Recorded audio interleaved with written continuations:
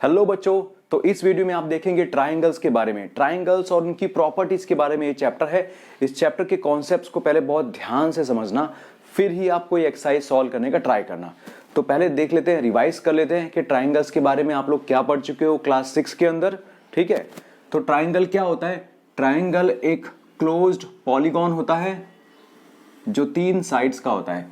एक ऐसा पॉलीगॉन जिसकी 3 साइड्स होती हैं, उसी से मिलके बनता है ट्राइंगल। और उसके ये जो तीनों कोने हैं ए, बी और सी, ए, बी और सी, इसको हम वर्टेक्स बोलते हैं। क्या बोलते हैं बच्चों? वर्टेक्स या फिर वर्टाइसिस। अगर एक साथ आप काफी सारे वर्टेक्स की बात कर रहे हो तो वर्टाइसिस, अगर आप एक वर्टेक्स की बात कर रहे हो खाली ए मान लो, तो वो कहलाता है वर्टेक्स। और इसमें कितने एंगल होते हैं? 3 एंगल होते हैं, 1, 2 और 3। सो इसमें जो 3 एंगल्स होते हैं उसको आप लिख कैसे सकते हैं बच्चों? या तो आप इसको ऐसे लिखिए कि एंगल ए, या तो आप ऐसे भी लिख सकते हैं angle B A C, angle B A सी।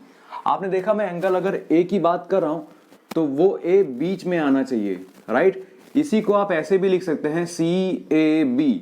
बस इंपॉर्टेंट क्या है कि जिस एंगल के बारे में आप बात कर रहे हो वो एंगल बीच में आना चाहिए।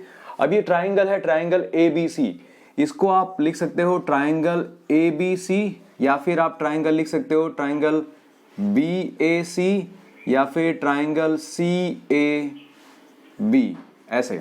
ठीक है, ये तीनों तरह से आप इसको लिख सकते हो। तो ये देखा हमने कि ट्राइंगल को कैसे लिखते हैं, ट्राइंगल के वर्टाइसिस क्या होते हैं, ट्राइंगल के एंगल्स कैसे होते हैं। जैसे यहाँ पे ट्राइंगल के 3 एंगल हैं, इसके एंगल ए, एंगल बी और एंगल सी। तो आप इसको कैसे लिख सकते हैं? एंगल ए को यहाँ पे मैंने लिख के बताया कि आप कैसे लिख सकते हैं, angle B A C equal to angle C A B, ये भी चलेगा। फिर वैसे ही एंगल बी के लिए एंगल ए बी सी और एंगल सी बी ए। याद रखना बच्चों, जब भी आप जिस एंगल की बात कर रहे हो वो एंगल बीच में होना चाहिए। जैसे यहाँ पे वो एंगल बीच में है, राइट, बी, ये रहा। वैसे ही यहाँ पे है ए सी बी या फिर बी सी ए, तो आ गया ना बीच में। तो इस तरह से हमने देखा कि एंगल कैसे लिखते हैं, ट्राइंगल्स कैसे लिखते हैं, इसके वर्टाइसिस कौन कौन से हैं। इसके वर्टाइसिस हैं ए, बी और सी। तो एक ट्राइंगल के 3 एंगल होते हैं, 3 साइड्स होती हैं और 3 वर्टाइस होते हैं। बट मैंने आपको साइड्स के बारे में तो नहीं बताया। साइड्स कैसे लिखते हैं? जैसे मैं ये लिख रहा हूं ए बी, तो ए बी साइड को मैं कैसे लिखूंगा? A B line segment, line segment A B, वही है साइड ए बी। फिर बी सी और फिर ए सी या फिर सी ए। तो आप ए बी लिख सकते हो, ए बी के बदले आप बी ए लिखोगे तो भी चलेगा, बी सी के बदले आप सी बी लिखोगे तो भी चलेगा, ए सी के बदले आप सी ए लिखोगे तो भी चलेगा। तो इस तरह से आप साइड्स को लिख सकते हो, राइट।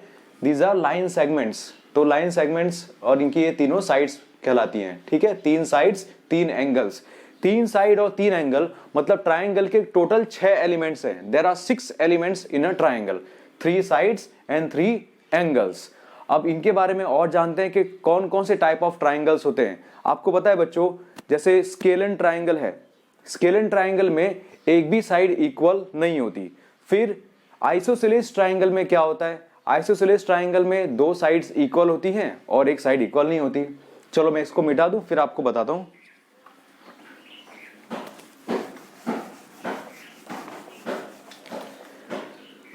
यहां पे मान लीजिए 3 ट्राइंगल है, ये इस तरह से ट्राइंगल है। ठीक है, ट्राइंगल पी क्यू आर, फिर एक ट्राइंगल यहां पे है,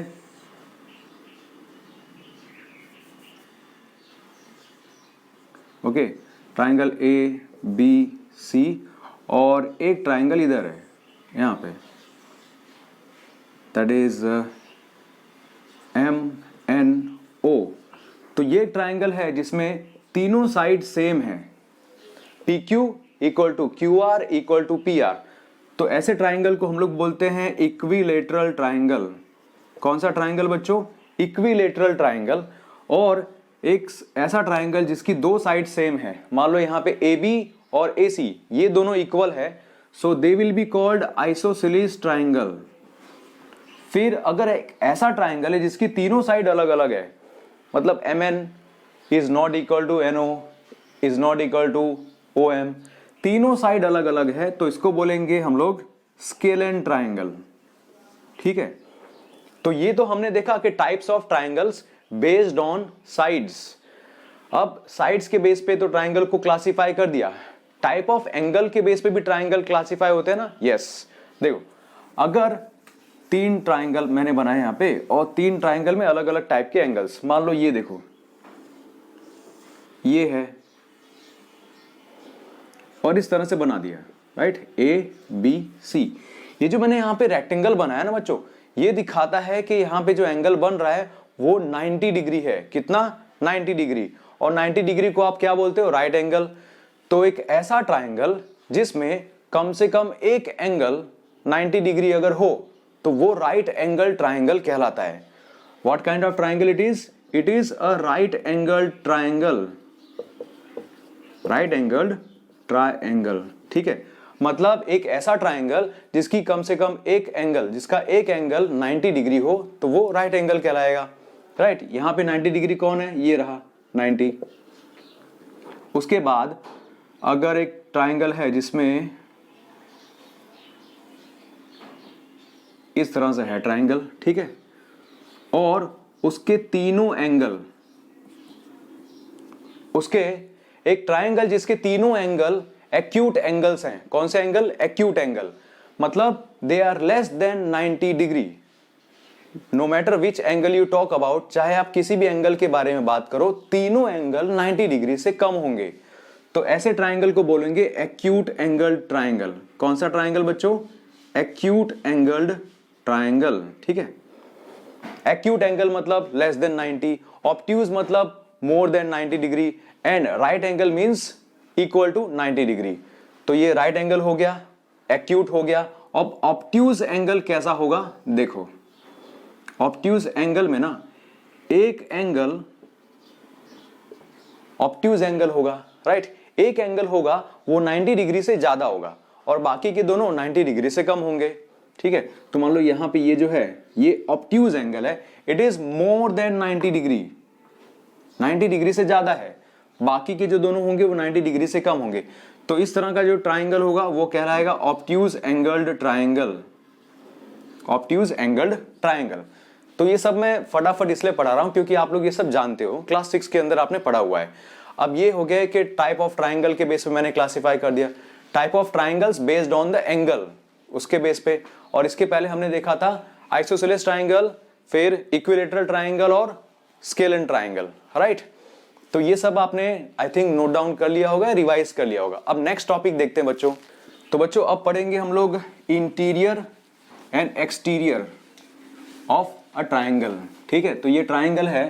अब इसके अंदर अगर कुछ पॉइंट्स हैं, यहाँ पे ये है एम पॉइंट, ये है एन पॉइंट, और कुछ पॉइंट्स इधर है पी क्यू, और कुछ पॉइंट है यहाँ पे आर एस।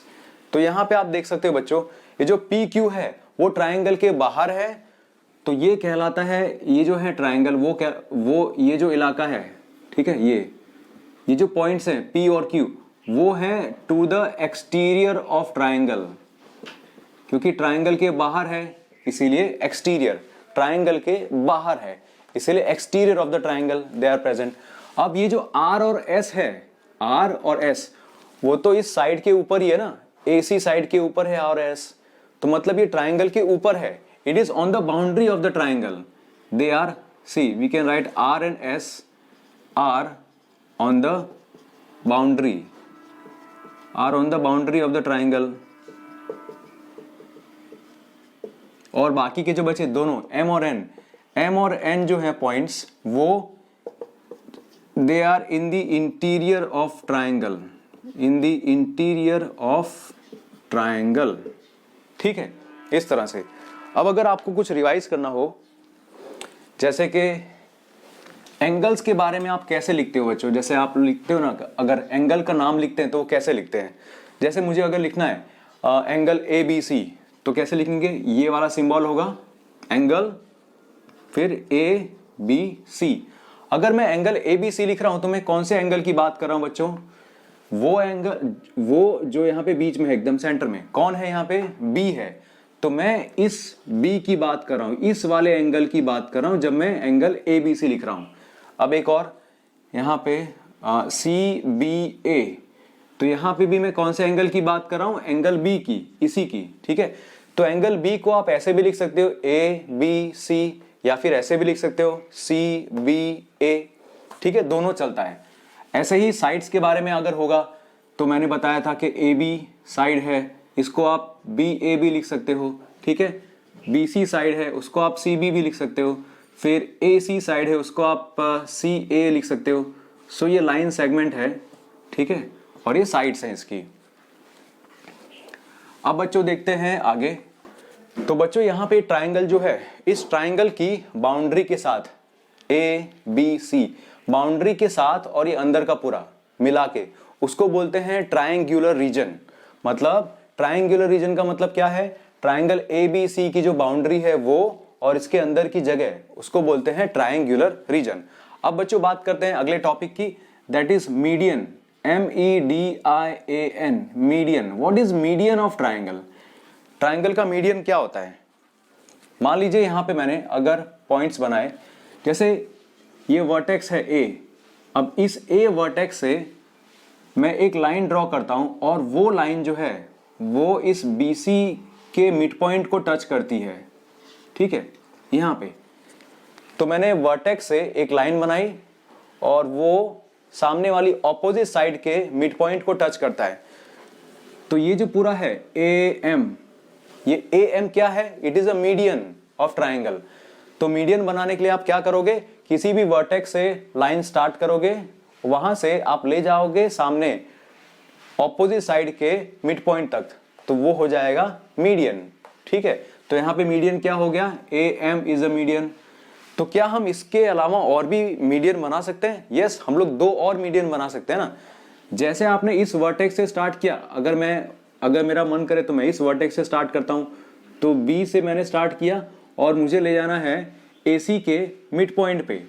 तो AC का मान लो मिड पॉइंट ये है और यहाँ पे ले गए, यहाँ पे नाम दे दिया N।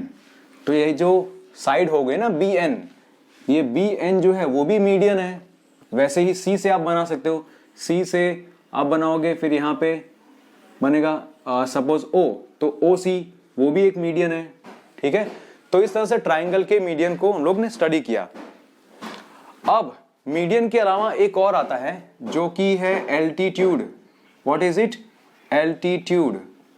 What is an altitude of triangle? Altitude का मतलब होता है हाइट।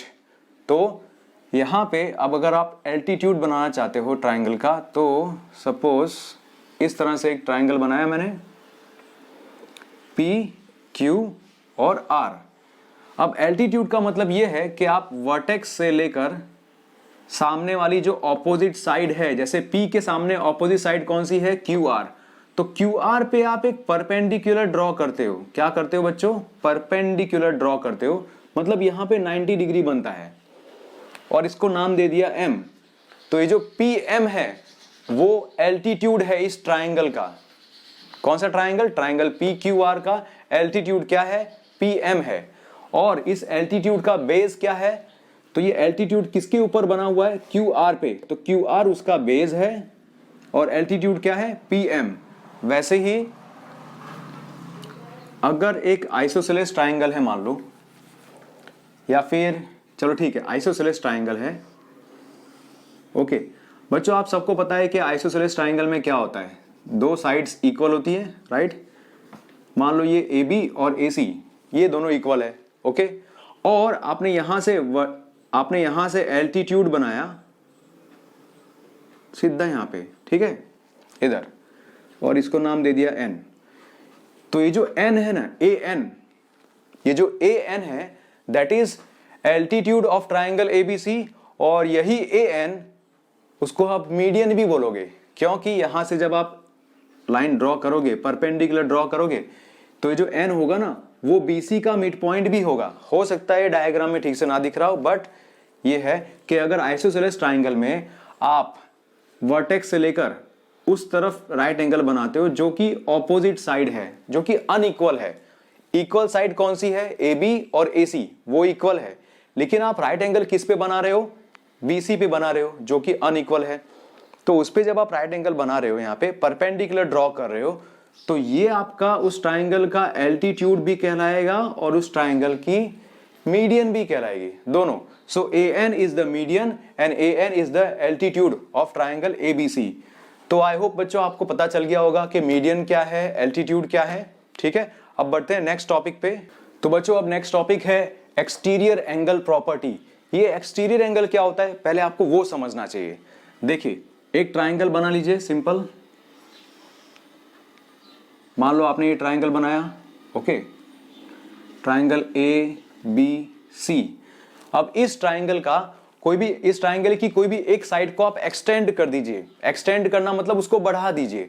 जैसे यहाँ पे BC वो साइड है, तो इसी BC साइड को मैंने और लंबा कर दिया। सपोज मैं BC साइड को यहां से और थोड़ा लंबा करता हूं, आगे तक ले जाता हूं इस तरह से। ठीक है, अब यहां पे एक एंगल बन रहा है ना बच्चों, कौन सा एंगल, ये वाला एंगल बन रहा है। आप मान लीजिए यहां पे एक पॉइंट रख दीजिए, उसको लेबल कर दीजिए M। सो यहां पे एंगल बन रहा है एक ACM, ये वाला एंगल, ओके।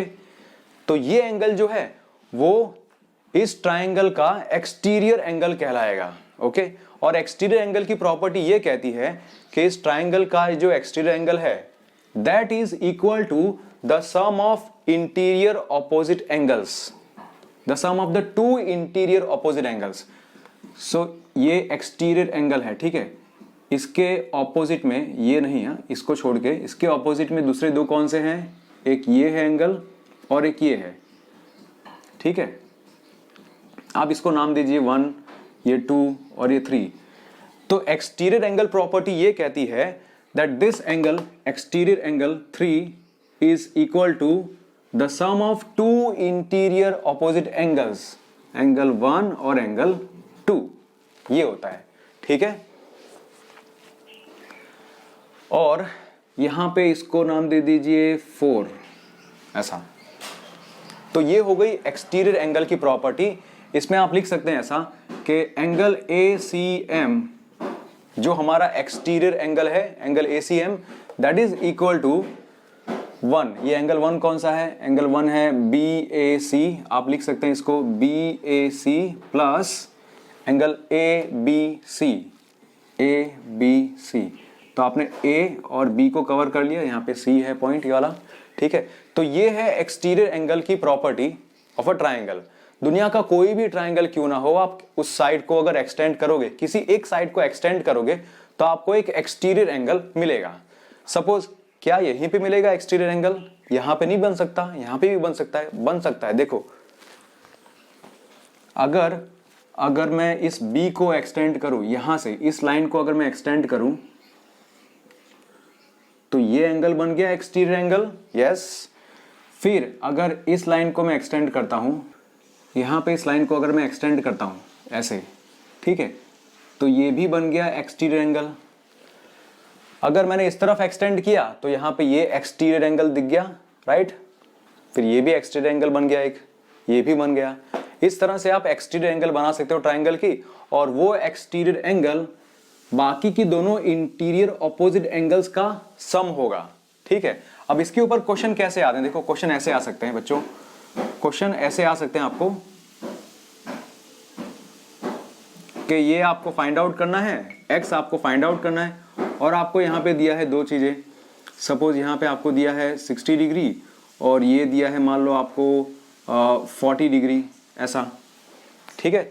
तो आप ये x फाइंड आउट कर सकते हो आराम से कि x equal to what, x equal to 60 plus 40 by exterior angle property. तो ये हो गया 100 डिग्री x, ठीक है। तो ऐसे क्वेश्चन आपको आ सकते हैं एक्सटीरियर एंगल प्रॉपर्टी के ऊपर।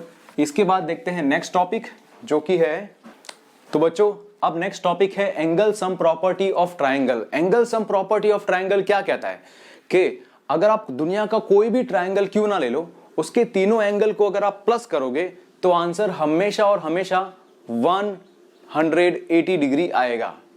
मतलब दुनिया का कोई भी ट्राइंगल ले लो, चाहे कैसा भी ट्राइंगल क्यों ना हो, ये ट्राइंगल ले लिया, किसी ने सपोज ऐसा ट्राइंगल ले लिया, ठीक है, ओके, किसी ने कुछ ऐसा ट्राइंगल ले लिया, तो इन तीनों ट्राइंगल का मतलब इन तीनों एंगल्स का जो सम होगा वो हमेशा और हमेशा 180 डिग्री होगा। कौन से तीन एंगल? अंदर वाले भाई, ये अंदर इस ट्राइंगल के अंदर वाले जो एंगल्स हैं वो, जैसे ये एंगल ए, यहाँ पे बी, यहाँ पे सी, इन तीनों को प्लस करोगे तो आंसर 180 डिग्री आएगा। So angle A plus angle B plus angle C, इसको लिखेंगे 180 डिग्री। वैसे ही P plus Q plus R, वो भी 180 डिग्री होगा। तो दुनिया का कोई भी ट्राइंगल क्यों ना हो, उसके तीनों एंगल को प्लस करोगे तो आंसर हमेशा 180 डिग्री आएगा। अब आप सोचोगे कि हम कैसे मान ले कि ये 180 डिग्री ही होगा? क्यों? 180 डिग्री से ज्यादा भी हो सकता है, कम भी तो हो सकता है ना। तो देखो, इसको प्रूव करने के लिए ना आपको इसके पहले वाला टॉपिक हेल्प करता है। कौन सा topic? Exterior angle of triangle का जो टॉपिक है वो आपको यहाँ पे हेल्प कर सकता है, ताकि आप प्रूव कर सको कि तीनों एंगल को प्लस करने पे आंसर हमेशा 180 डिग्री ही आएगा। देखो कैसे। सपोज यहां पे अगर मैंने एक ट्राइंगल बना दिया और उसका एक एक्सटीरियर एंगल बना दिया, ओके, तो एक्सटीरियर एंगल क्या कहता है? ए, बी और सी, यहां पे ले लिया एम। तो मान लो कि यहां पे है ये 100 डिग्री है, ओके, और ये है सपोज ये है 60 डिग्री और ये है 40 डिग्री। तो हम जानते हैं कि एक्सटीरियर एंगल का मतलब क्या होता है कि भाई it is sum of the two interior angles. 100 कैसे आएगा? देखो 40 और 60 को प्लस करोगे तो 100 आ जाएगा, राइट। सो आप बोल सकते हो that angle A C M angle A C M is equal to this angle and this angle, right. इन दोनों को प्लस करना है। So angle C A B मतलब ये वाला angle plus angle A B C मतलब ये वाला एंगल, राइट। ये हो गया, ओके। और आप जानते हो कि भाई ये तो 100 है, ठीक है, तो हमने इतना लिख दिया। उसके बाद आप यहां पे देखो, यहां पे अगर ये एंगल कोई बन रहा है, हमें पता नहीं कौन सा एंगल है क्या है, बट यहां पे एंगल एक्स बन रहा है या सपोज जो भी है एंगल, तो अगर आप एंगल ए सी एम को प्लस करो एंगल ए सी बी के साथ, मतलब ए सी एम ये 100 डिग्री वाला और एंगल ए सी बी ये वाला, राइट। तो इन दोनों को अगर प्लस करते हैं तो देखो क्या हो रहा है, ध्यान से देखना। ये एक्सटीरियर एंगल है, यहां से लेकर यहां तक 100 डिग्री हो गया, और फिर यहां से इस एंगल को भी हमने मिला दिया, तो ये तो पूरी एक लाइन बन गई ना, स्ट्रेट लाइन। देखो यहां से पूरा स्ट्रेट लाइन बन गई, और स्ट्रेट लाइन का एंगल कितना होता है? 180 डिग्री होता है ना। So this is equal to 180 degree, okay. अब देखो बच्चों, यहां पे ACM इक्वल टू क्या है? CAB plus ABC। तो अगर मैं ये ACM के बदले मैं ये लिख दूं तो पूरा ACM के बदले अगर मैं लिखूं CAB angle CAB plus angle ABC, ये पूरा मैंने यहां पे लिख दिया। और फिर ये जो एंगल बचा इसके साथ में है ना, तो उसको यहां पे लिख दिया ACB, that is equal to 180 degree. हो गया प्रूफ, राइट। प्रूव कर दिया हमने कि ट्राइंगल के तीनों एंगल को अगर प्लस करें तो हमेशा आंसर 180 डिग्री आएगा, ओके। अब इसके ऊपर से बच्चों क्वेश्चन कैसे आ सकते हैं? देखो इसमें क्वेश्चन ऐसे आ सकते हैं, सपोज इसी तरह के क्वेश्चन आएंगे यहाँ पे। देखो जैसे ये बताया था ना, यहाँ पे अगर मान लो कि 60 डिग्री है, ये 40 डिग्री है, तो ये कितना होगा? ये 60 डिग्री है, ये 40 डिग्री, तो ये कितना होगा? तो आपको by angle sum property of triangle इस तरह से लिखना है, by angle sum property of triangle, angle sum property of triangle, फिर आप नीचे लिखोगे steps, that is 60 degree plus 40 degree plus x equal to 180 degree. So therefore 100 plus x equal to 180 degree, then x equal to ये जो 100 है वो right side जाएगा, तो यहाँ पे ये 100 जो है वो प्लस है, राइट, ये पॉजिटिव में है। जब इस तरफ जाएगा तो नेगेटिव हो जाएगा, So that is 180 minus 100. So that gives 80 degree. So आपका x मिल गया. इस तरह से ट्राइंगल के कोई भी दो एंगल दिए होंगे और थर्ड एंगल आपको फाइंड आउट करना होगा. या तो ट्राइंगल के दो एंगल दिए हों और आपको एक्सटीरियर एंगल फाइंड आउट करना हो और ये भी फाइंड आउट करना हो कि ये x है और ये मान लो y है.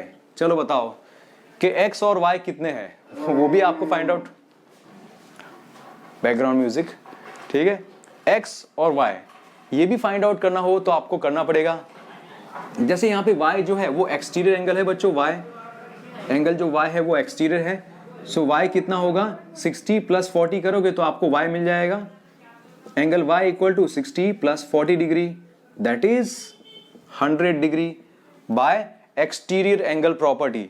एक्सटीरियर एंगल प्रॉपर्टी क्या कहती है, that exterior angle is equal to the sum of two interior opposite angles.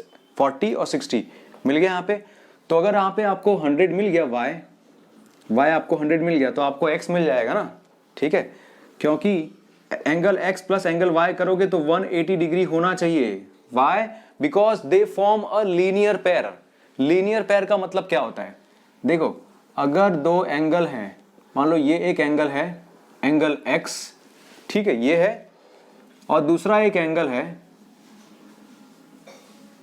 Angle y. तो angle x plus angle y इनको आप ज्वाइन जब करते हो तो ये एक स्ट्रेट लाइन बन जाती है, दैट इज अ लाइन.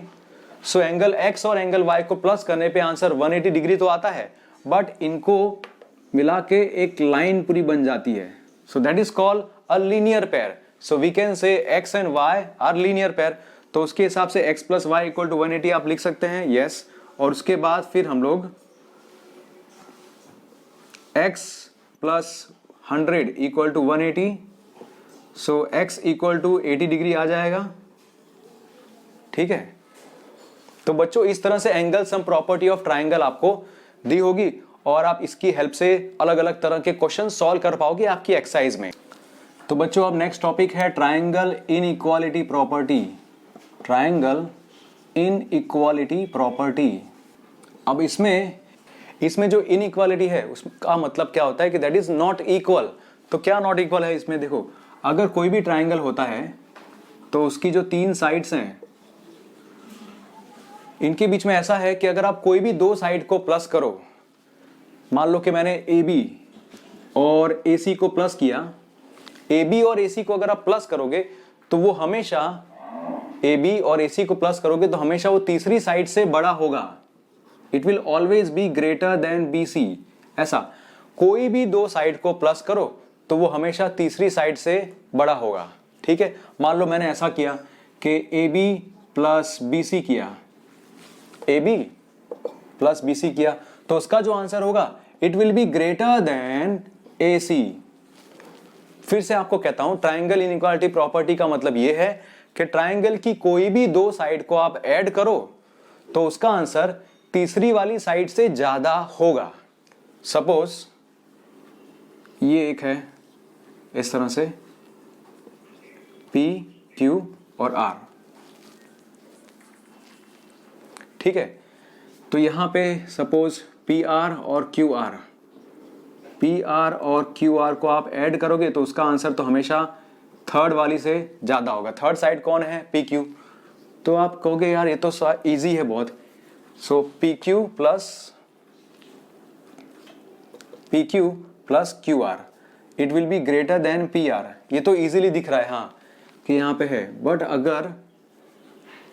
अगर आप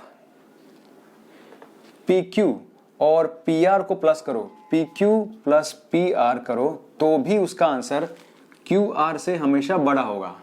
ठीक है, तो ये एक है ट्राइंगल इनइक्वालिटी प्रॉपर्टी में. ये एक बात आपको याद रखनी है कि कोई भी दो साइड को प्लस करो तो उसका आंसर हमेशा तीसरी साइड से बड़ा होगा. एक और बात है, यहां पे प्लस आया था, अब माइनस के बाद देखते हैं बच्चों. अगर हम लोग ऐसा करें तो यहां पे मिटा दें और ये प्लस के बदले अगर मैं माइनस लिख दूं तो क्या होगा,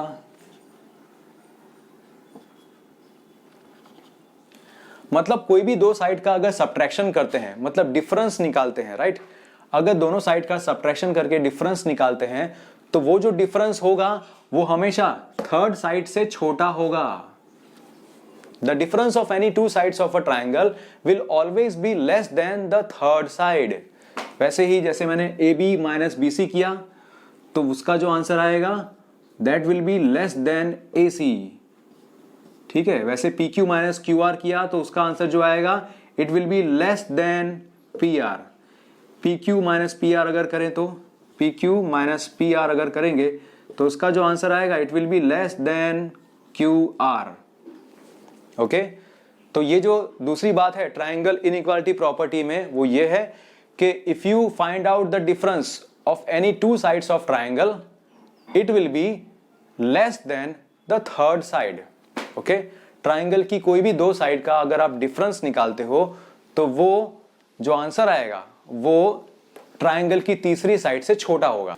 तो बच्चों अब बात कर लेते हैं दो ट्राइंगल्स के बारे में, इक्विलैटरल ट्राइंगल और आइसोसेलेस ट्राइंगल। सबसे पहले देखते हैं आइसोसेलेस ट्राइंगल के बारे में। देखो आइसोसेलेस ट्राइंगल में बच्चों आप जानते हैं कि एक ऐसा ट्राइंगल जिसकी दो साइड्स सेम होंगी। ठीक है, तो यहां पे मान लो ए बी और ए सी ये दोनों साइड्स सेम है, इक्वल है, तो इसमें दो साइड्स तो सेम है। ए सी के ऑपोजिट में कौन सा एंगल है? ए सी के ऑपोजिट में कौन सा एंगल है? Angle B. और ए बी के ऑपोजिट में कौन सा एंगल है? Angle C. तो ये दोनों एंगल भी इक्वल होंगे, राइट। आइसोसेलेस ट्राइंगल में आप जानते हैं कि दो साइड्स इक्वल होती हैं ट्राइंगल की, तो यहां पे मैंने ए बी और ए सी इक्वल बता दिया। बट इसके हिसाब से यहां पे एंगल ए सी बी ये वाला angle that is equal to angle A B C, ये हमेशा ऐसा रहेगा, तो आपको याद रखना होगा बच्चों। ठीक है, so the angles opposite to the equal sides are equal. Equal sides कौन सी है? ये वाली इक्वल साइड्स है। इस साइड के ऑपोजिट में एंगल कौन है? ये रहा। और इस साइड के ऑपोजिट में एंगल कौन है? ये रहा। तो ये दोनों एंगल भी इक्वल होंगे। अब इक्विलैटरल ट्राइंगल देखते हैं बच्चों। इक्विलैटरल ट्राइंगल में आप जानते हैं कि तीनों साइड इक्वल होती है, राइट, पी क्यू और आर। तो यहाँ पे पी क्यू क्यू आर और P R, P Q equal to Q R equal to P R, तभी तो ये इक्विलैटरल ट्राइंगल कहलाता है। अब इक्विलैटरल ट्राइंगल में क्या होता है कि तीनों एंगल भी इक्वल होते हैं। तीनों साइड इक्वल है तो तीनों एंगल भी इक्वल होंगे, राइट। तो जैसे यहां पे angle P Q R, it means we are talking about this angle, plus angle Q P R, मतलब हम इस एंगल की बात कर रहे हैं, plus angle P R Q means ये वाला एंगल, राइट। आपको ये बीच वाला नंबर ये बीच वाला लेटर देखना होता है। एंगल में इस तरह से जब आप लिखते हैं तो बीच वाला लेटर कौन सा है? उसी एंगल की आप बात कर रहे हैं। पी क्यू आर मतलब पी क्यू आर, तो you are talking about this angle. ठीक है, तो ये सब एंगल को आप मिला लो तो 180 होगा, ये आपको पता है। ट्राइंगल के तीन एंगल को प्लस करो तो आंसर 180 होता है। बट ये तीनों एंगल इक्वल है। अब तीनों एंगल अगर इक्वल हैं तो ये x मान लो तो ये भी x होगा, ये भी x होगा। अगर तीनों इक्वल हैं तो दिस इज x, x और x। तो इन तीनों x को अगर आप प्लस करोगे तो 180 आएगा, राइट। तो ये 3x equal to 180, so x equal to 60 degree, right.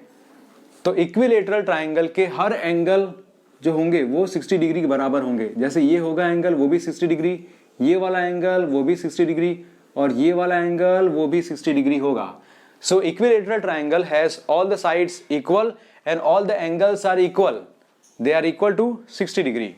Okay, तो ये दो ट्राइंगल्स के बारे में जो स्पेशल जो बातें थी वो मैंने आपको बता दी। इसके बाद बच्चों हम लोग देखेंगे राइट एंगल ट्राइंगल और पाइथागोरस थ्योरम के बारे में।